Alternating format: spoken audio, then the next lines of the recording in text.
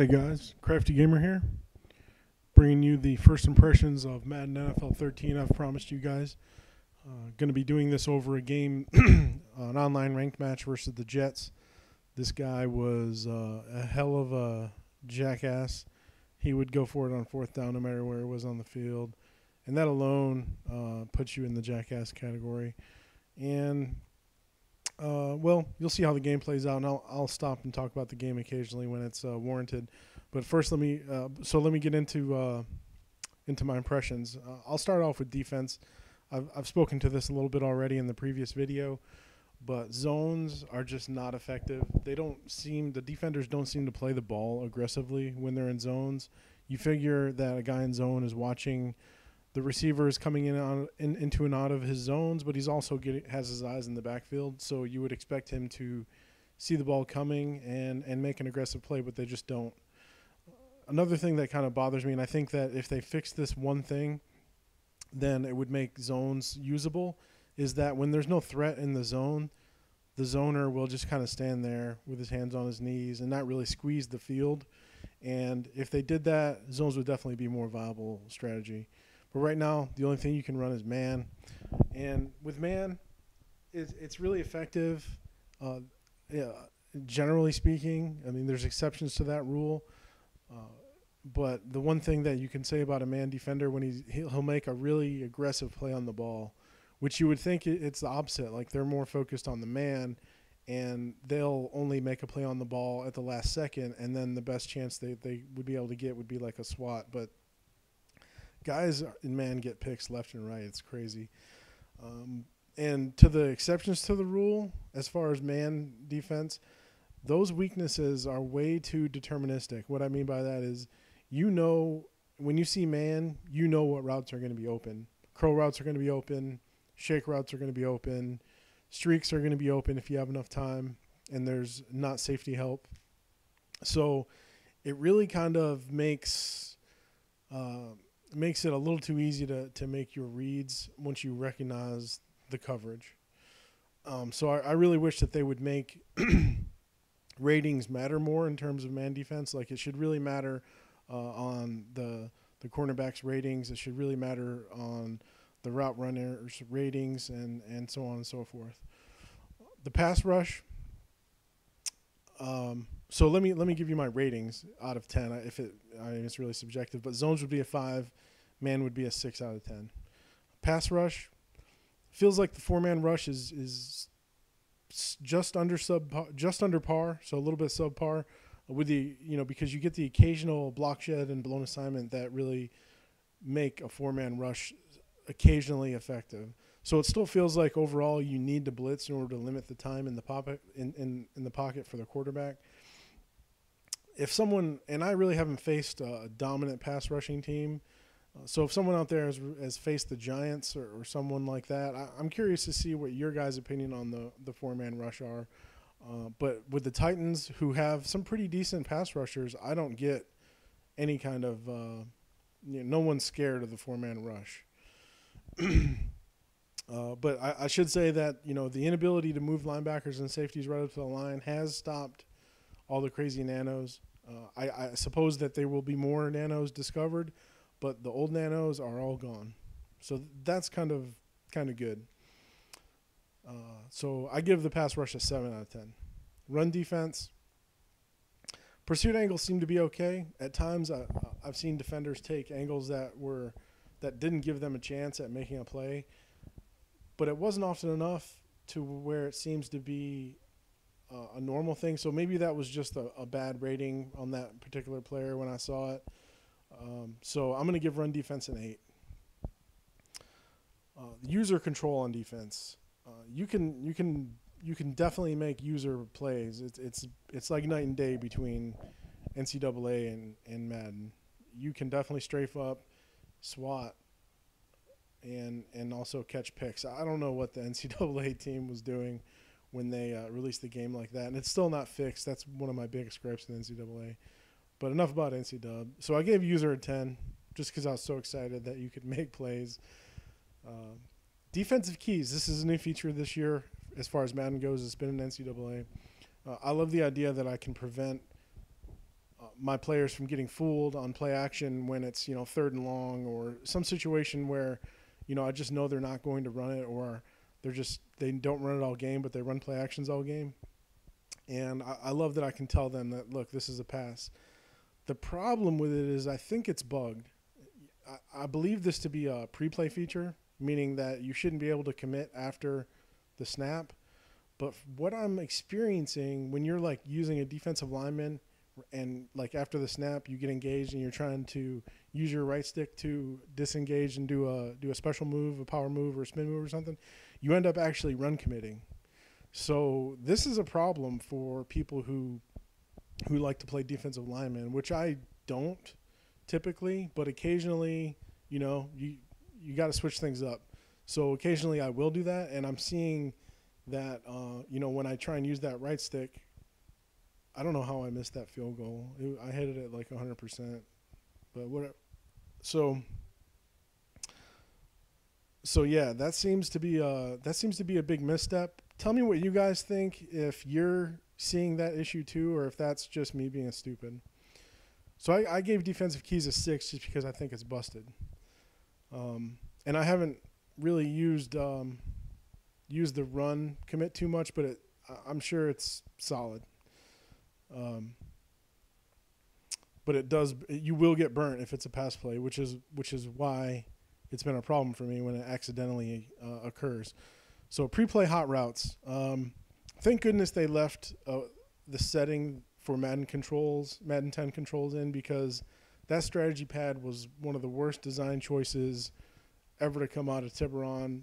It's a horrible, and the difference between the two games makes it even worse, but it's just on its own merit, it's still a horrible control scheme. But, trying to go back and forth between NCAA and Madden, it's freaking impossible. So luckily they left the controls in from Madden 10, which are the same as NCAA currently. So props to, but my fear is that since it's like a obscure setting that not a lot of people know about, they're going to look at their telemetry and they're going to say, yeah, no one's using Madden 10 controls, and they're going to take it out. And that's going to cause me to maybe never play Madden, because it's, and I'll get to why that is later on in my talk about pre-play hot routes. So I'm not sure about the crashing of the defensive line. I'm not too excited about the angles they take. It may be just my personal taste, so I'm not going to dig them too much for that. They need to bring back the smart route. That was something that was actually I think it was in one of this generation's games, but it was definitely in the previous generation. If you guys don't know about that, that's a hook zone that basically plays at the first down marker, and that's fundamental defense on third down. And not having that in the game is something you see on Sunday that you won't see in Madden, and they really need to bring that back. And the other thing I'd like to see them do pre-play that's not in there is when you make adjustments pre-play, being able to save those adjustments as one of your audibles. This is actually a feature that they put in very late in the PlayStation 2 life cycle, so not a lot of people are aware that this was actually in the game. But I think Madden 09, the one with Favre on the cover, was the first year that they put that in the game. And it's cool because you can make all your adjustments, and then you'll never have to make those if you run that setup often. And I do that a lot. I find myself making the same defensive pre-play adjustments on every play. And if I could just save those off as one of my audibles, that would be great. And and that goes back to why the strategy pad is such a horrible design, is because it doesn't allow you to make that many. Because the adjustments take time, it doesn't allow you to make very many pre-play. And I think that was almost the purpose of the strategy pad, because they felt like people were being able to make too many adjustments and thus create some cheese with their adjustments. And that was just if that, and that's my sense of it, if that was really why they did it, that's just pure garbage laziness. A little bit like when you make a line shift or a linebacker shift, there's a little bit of lag from when you give the command and when they'll actually make the movement. They may be a little bit nitpicky, and I understand it may have been a fix to the shake blitzing, but I think it just doesn't feel very responsive. So overall, I gave pre-play a 5 just because it feels like it's a little bit, there may be a bug with as far as the defensive keys, and it just feels like there's a little bit of stagnation with what you can do pre-play. They really didn't do anything much, and my fear is they're going to get rid of the Madden controls. On the offense, I'll start with passing. Being able to throw guys open is a revolution in how the game is played, and it may be a contributing factor to why zone is just so easy to beat, but they definitely hit the mark as far as making it feel right. The catch animations play with variety, and for the most part, during those animations, the player that's making the catch can keep their momentum, and that was one of the big things in the past is you would just catch it and then have to reaccelerate, and you would get caught from behind or caught in the backfield when you really didn't feel like the situation called for that to happen. So it's nice to see that they fixed a lot of the catch animations and added the right variety. Also, drops happen enough to where it seems realistic, but not too much so that you're going to want to break your controller. So they made some great tuning decisions as far as that goes. And I heard people complaining about drops in the demo, so it seems to be something that they improved on late. Also worthy to mention is that there's some new hot routes this year, and I think they're nice additions. They got rid of the slant outs because it was just exploited like crazy. And I think their reasoning for it was that you don't see slant outs in the NFL. And I don't know that I don't play in the NFL, in case you didn't know. But I don't know that that's completely true. I think that's kind of a cop-out to say, well, let's just take it out because people are exploiting it. And that's often the way that they fix things, is because the easy fix is often to just prevent the ability to do something. But I don't miss it necessarily. The route that they replaced it with is pretty, the jerk route, or I don't know what people call it, the zig route, is pretty effective against man, and it works against zones because not a lot of zones play that shallow. So it's a nice little addition. It's not going to get you many touchdowns, but it's a nice little wrinkle that you can throw into your scheme. And as far as the running backs goes, they have specific hot routes to that position, which is nice because now you have the block and release, which I never use, and I thought I would, but I just don't. I more so use the wheel route than anything, which is cool because you can pass it quick if you don't see the flats covered, or you can wait for them to get into down the field and maybe throw in the hole in between cover two defenses. So overall, I gave passing a 9, which is the highest rating of any category. So they really hit the mark there. Running, between the tackles, it seems like running is really tough. And I think it's due to the interactions causing the runner to go down before a really hard contact occurs, or causing him to stumble enough to where people can come up and finish the play. And maybe that's realistic. I don't have a sense for how upset that makes me, but it seems like in the past you could actually break big runs up the middle, and that doesn't seem to be the case too much. I'm not the best person to ask their opinion on running.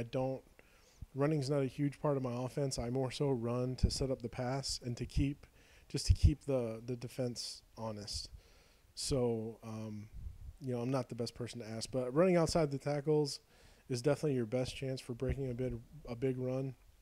And that's generally always been the case, but it especially seems to ring true this year because of the interactions that you're going to run into when you're trying to run in between the tackles. As far as the blocking goes, occasionally the pulling lineman will act ignorant and just not block their assignment. They'll turn around, or they'll stop short, or they'll just go to lunch. I don't know what they're doing. And along the same lines, second level blocking and blocking when you're on the interception return, which seems to be analogous to second level blocking, is definitely leaves a lot to be desired. I mean, I've been running downfield, returning interception, and my guys just turn around and run at me like they're trying to tackle me, and I was just like, what? So there could be some work done there. I don't have too much of an opinion on jukes because I juke on the left stick because it seems to work better. And the only thing I ever use as far as special moves are the spins. And I guess you could say the stiff arm, and they seem to work as expected.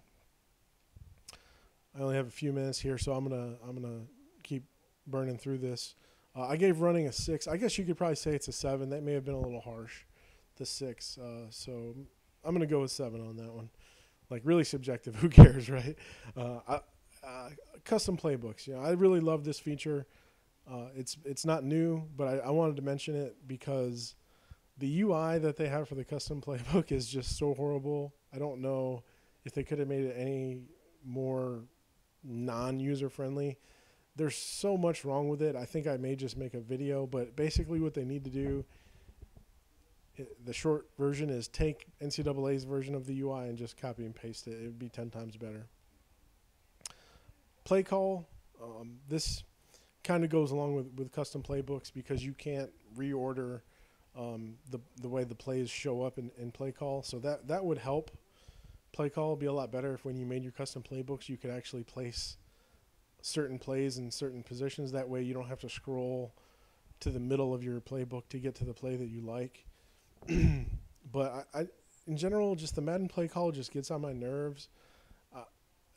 I feel like maybe they haven't worked on it because they feel like more people use GameFlow, or they want to force people to use GameFlow. One simple fix would just be to bring me back to the formation that I was just on, because when you're running a scheme, you want to go back to that formation and run another play. I usually get at least one or more delays of game, or I get stuck in a defense that I don't want to be in. So I'm wrapping up this, guys, this first impressions, guys. So I'll have more thoughts as I get deeper into the game. Hope you guys got something out of this, and please comment, like, and subscribe if you would like to see more of these kinds of videos. Have a good one.